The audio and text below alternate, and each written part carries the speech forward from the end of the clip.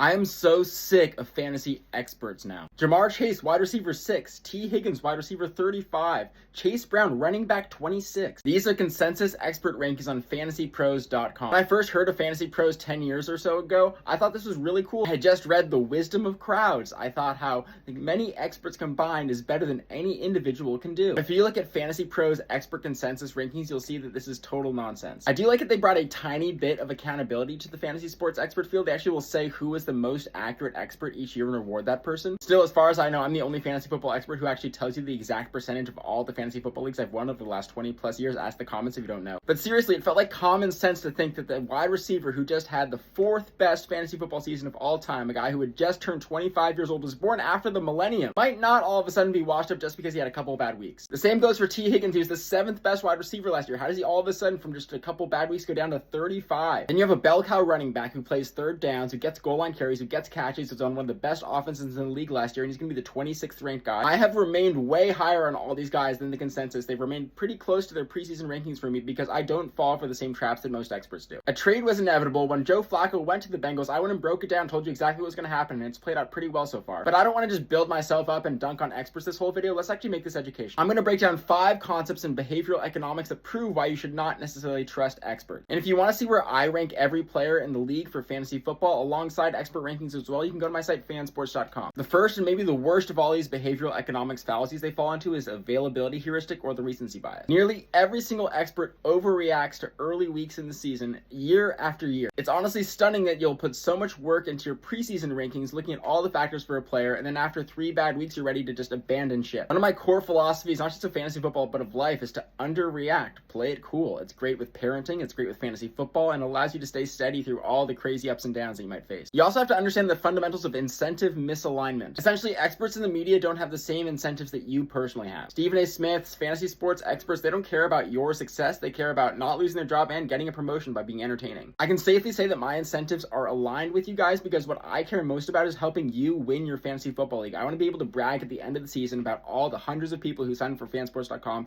and won their fantasy football league, have a little extra cash in their pockets, or bragging rights over their friends. And the one that drives me maybe the most crazy is herding behavior. People tend to herd around the same narratives in the expert community. It happens in most communities at this point. And you just have to be aware of it because everyone else is saying something doesn't necessarily make it true. Everyone says Jamarrchase is having a down year. Before you know it, he's the wide receiver 8 on boards. That's what he was just a few days ago. And this is true of a lot of people on social media, but I can't stand the complexity aversion. People oversimplify everything when they're making calls. I always make a point to try to be nuanced, and I want to make sure that you realize just because someone's saying this one thing with 1 or 2 convincing stats doesn't mean that it's an absolutely true narrative. And that's my rant. Thanks for spending a few valuable minutes of your day with me. Stay learning. See you in the next one. Peace.